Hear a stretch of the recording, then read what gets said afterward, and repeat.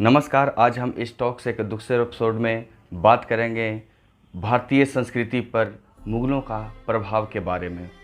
जैसा कि हम जानते हैं कि हमारे देश में मुस्लिमों का आगमन लगभग 7वीं शताब्दी के आसपास में हुआ। अब मैं प्रभाव में सिर्फ मुस्लिम वर्ड का नाम ले रहा हूँ, इसका कुछ ज़्यादा मायने मत निकालिएगा। ऐसा इसलिए है क्योंकि भारत में मुस्लिमों की जनसंख्या काफ़ी ज़्यादा है। लगभग यहाँ पर 1/3 के आसपास या उससे कम ही, लेकिन मुस्लिम काफ़ी ज़्यादा हैं और ख़ासकर उत्तर भारत के इलाकों में। और यहाँ पर उनका प्रभाव देखने को मिलता है। खान पान, रहन सहन, हर तरह से स्ट्रक्चर, बनावट, हर तरह से आप देखिएगा तो उनका प्रभाव देखने को मिलता है।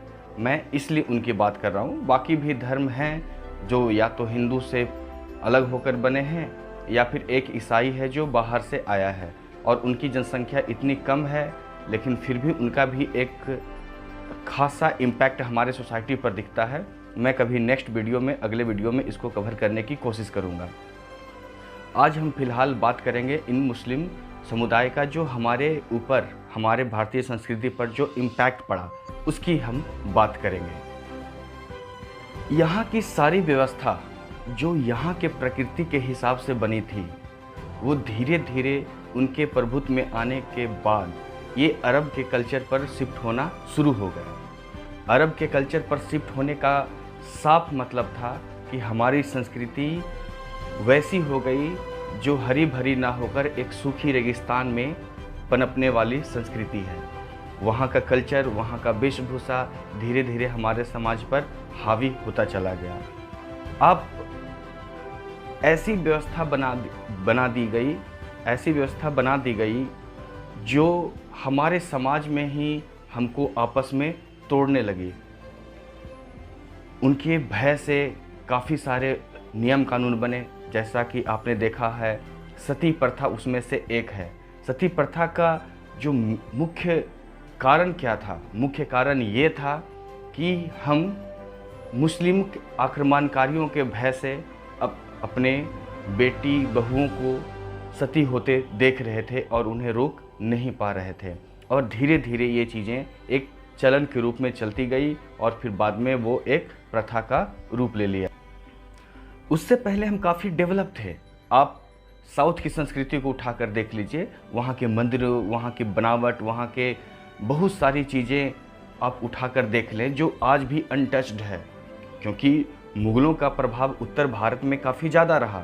वो उत्तर, जो अरब कंट्री है वो उत्तर भारत से लगता है, तो उत्तर भारत का प्रभाव काफ़ी ज़्यादा है उत्तर भारत पे। लेकिन जो आप पीछे, मतलब नीचे की बात करते हैं, जहाँ पर भारत का तमिलनाडु, केरल, ये सब जो जगह हैं, वहाँ पर आज भी भारत की जो विरासत है आपको देखने को मिल जाएगी। वहाँ के मूर्तिकला, वहाँ के शिल्प आप देखेंगे तो एक उत्कृष्ट वास्तुकला का आपको एक नमूना वहाँ पर आज भी देखने को मिल जाएगा। हमारा भारत उस समय काफ़ी डेवलप था। मैं 7वीं शताब्दी की बात कर रहा हूँ। उस समय काफ़ी डेवलप था। डेवलप का मतलब ये नहीं कि आज जैसा हमारे पास बहुत सारे वायुयान थे, हथियार थे, मिसाइल सिस्टम थे, मैं इसकी बात नहीं कर रहा हूँ। मैं बात कर रहा हूँ उस समय के बाकी देशों की तुलना में। बाकी देशों से अगर उस समय की आप तुलना कर लीजिए तो भारत की संस्कृति, भारत की आर्थिक व्यवस्था काफ़ी सुदृढ़ थी, काफ़ी मजबूत थी, और इसका टक्कर लेने वाला आसपास में कोई नहीं था। और इसलिए तो वो भारत आए, क्योंकि उनके पास कुछ था नहीं, कबीले थे वो, और उनको भारत में एक धन संपदा और सब कुछ से भरपूर एक जगह मिला जहाँ पर वो लूट पाट मचा सकते थे। और हमारी शांत रहने की प्रवृत्ति उनका मुख्य हथियार बन गई थी। आज भी हम देखें तो जो मुस्लिम कंट्री हैं उनमें कोई खासा आविष्कार और कोई खासा डेवलपमेंट नहीं हुआ है। कोई 2-4 कंट्री जैसे कतर, सऊदी अरब, यूएई की हम अगर बात करें तो उन्होंने भी कोई खास डेवलपमेंट या कोई खास इनोवेशन वगैरह नहीं किया है। उनका जो पैसा है वो तेल बेचे हुए पैसों से उन्होंने एक व्यापार का सिस्टम खड़ा किया है जो बाहरी देशों से खरीदी हुई, विकसित देशों से खरीदी हुई अर्थव्यवस्था पर निर्भर करती है। उनका अपना कोई योगदान अब भी कुछ खास नहीं है। पूरी दुनिया में अगर हम देखें तो लगभग 85% जो लोग हैं, शरणार्थी लोग हैं, वो मुस्लिम समुदाय से आते हैं।